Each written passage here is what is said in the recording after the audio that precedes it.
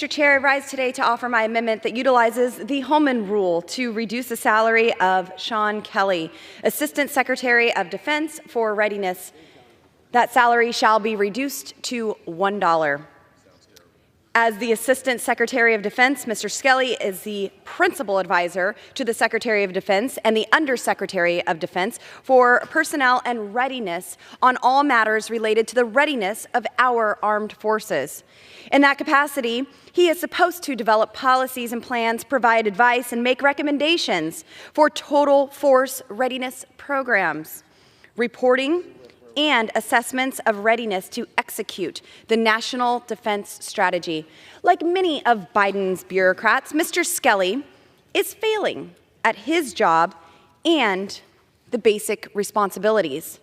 On his watch, the Army missed their recruiting goal by 15,000 soldiers last year, and all other branches were forced to dig deep into their pools of delayed entry applicants to meet their recruitment goals. On top of that, the Army, Navy, Air Force, and Coast Guard are all expected to fall short of their recruitment goals this year. Mr. Skelly has also been with the Biden administration since the beginning and was appointed to the transition team, some irony there, in November of 2020. As the Assistant Secretary of Defense for Readiness, Mr. Skelly played an instrumental role in the disastrous and shameful withdrawal from Afghanistan that killed 13 of America's finest, 13 American heroes. This embarrassing surrender to the Taliban.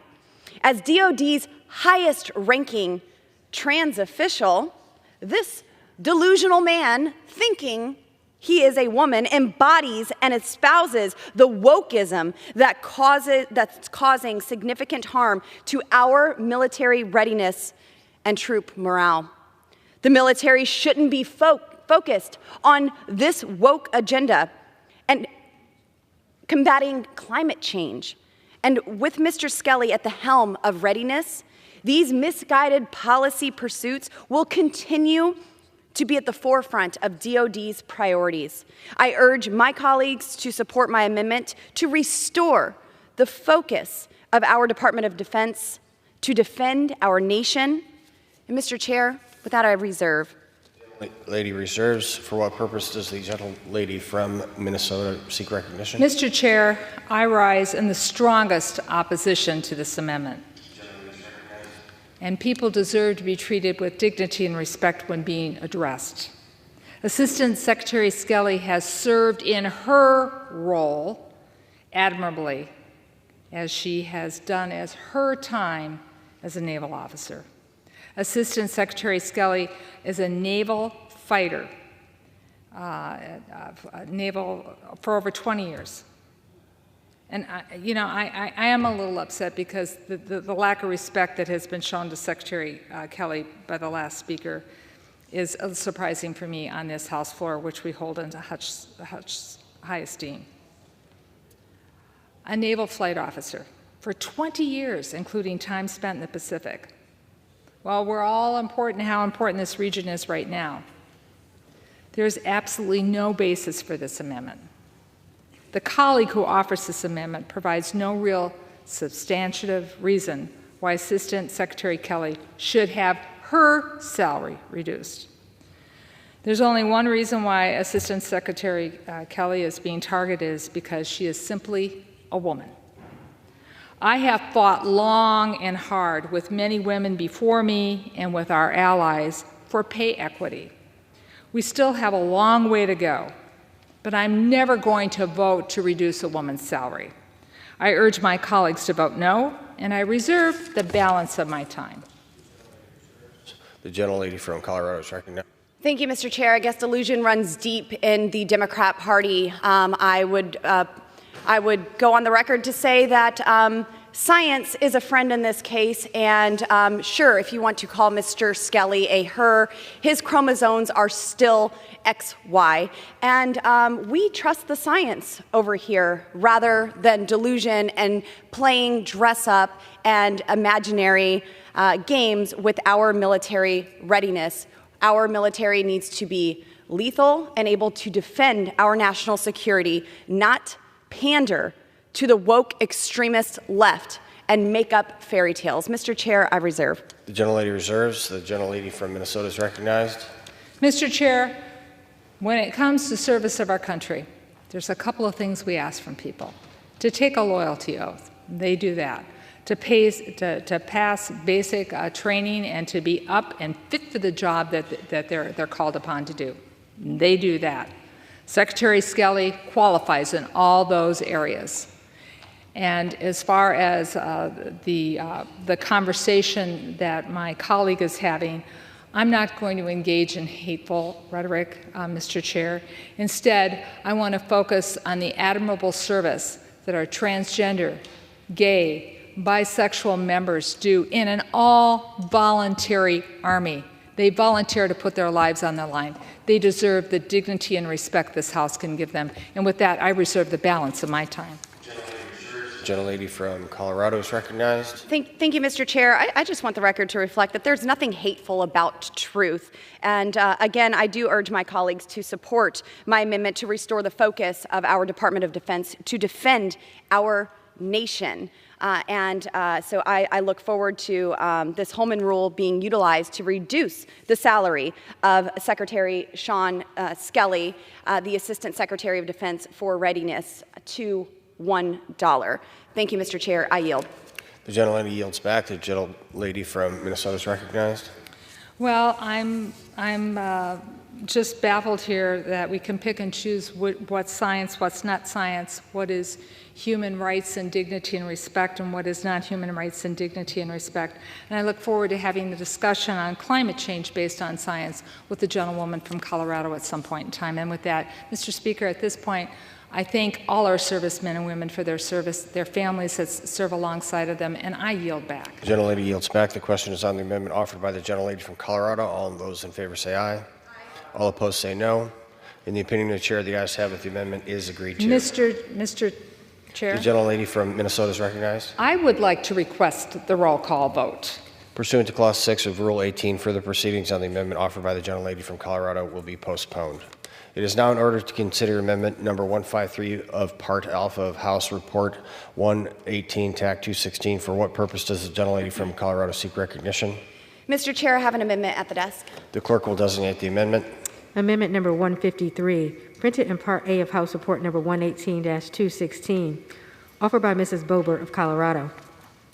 Pursuant to House Resolution 723, the gentlewoman from Colorado, Ms. Boebert, and a member opposed, each will control 5 minutes. The chair recognizes the gentlewoman from Colorado.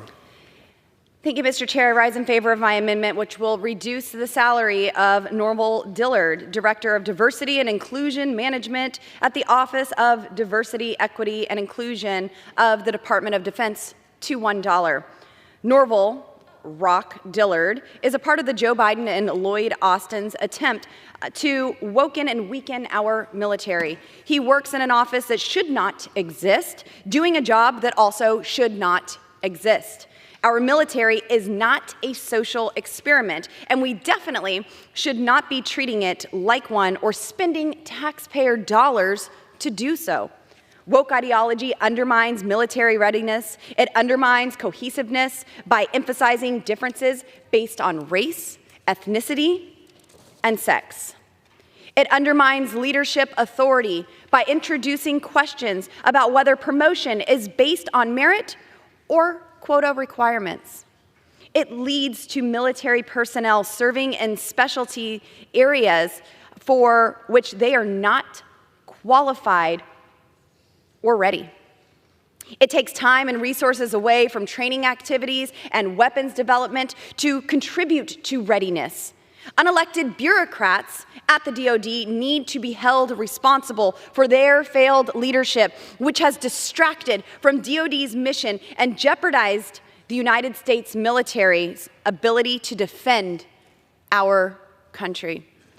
from the botched Afghanistan withdrawal that left 13 American soldiers dead, to the implementation of a woke agenda that has weakened our military and caused recruitment to suffer, bureaucrats like Norval Dillard have continued to put leftist agendas ahead of our national security. The federal government's obsession with diversity, equity, and inclusion needs to come to an end, especially at DoD, where our brave service members volunteer to put themselves in harm's way to fight for freedom. They don't care about the skin color of their brothers and sisters in uniform. They care about completing the mission and going home to their families. Our Defense Department should have the same mindset. I urge my colleagues to support my amendment to restore the focus of our Department of Defense to defend our nation. Mr. Chair, I reserve. The gentlelady reserves. For what purpose does the gentlelady from Minnesota seek recognition? Mr. Chair, I rise in strongest opposition to this amendment. The gentlelady is recognized for 5 minutes. Dr. Dillard has dedicated his life to service to the United States. Commissioned in the United States Army in 1981, he served for 26 years, a retired colonel after numerous command and staff positions, and I thank him for his service. His current position as Director of Diversity and Inclusion, he provides oversight and guidance to individuals working across the Department of Defense on these issues, and he has had experience to know where improvement can be made. The goals of the Office of Diversity and Equity and Inclusion promote the Department of Defense culture of dignity, respect, and values diversity and inclusion and readiness imperatives. The department executes Secretary of Defense direction to, quote, take care of our people. And that's about supporting both the service member and their family, regardless of who they are. It's about having their backs while they put their lives on the line in the defense of this country. The chairman and others in this room are fond of Ronald Reagan's so-called, and I'll offer up the quote, government's first duty is to protect the people, not to ruin their lives. Rather than trying to run the lives of each service member into the ground, let us concentrate on what should be the focus of this bill, ensuring that our military service members have the tools they need to defend our nation and to come home safely. Need I remind everyone in the room, we are in the middle of a recruitment crisis, and the chair and I have heard why we're in the middle of a recruitment crisis. And many companies, private businesses are in the middle of a recruitment crisis. And what are they doing?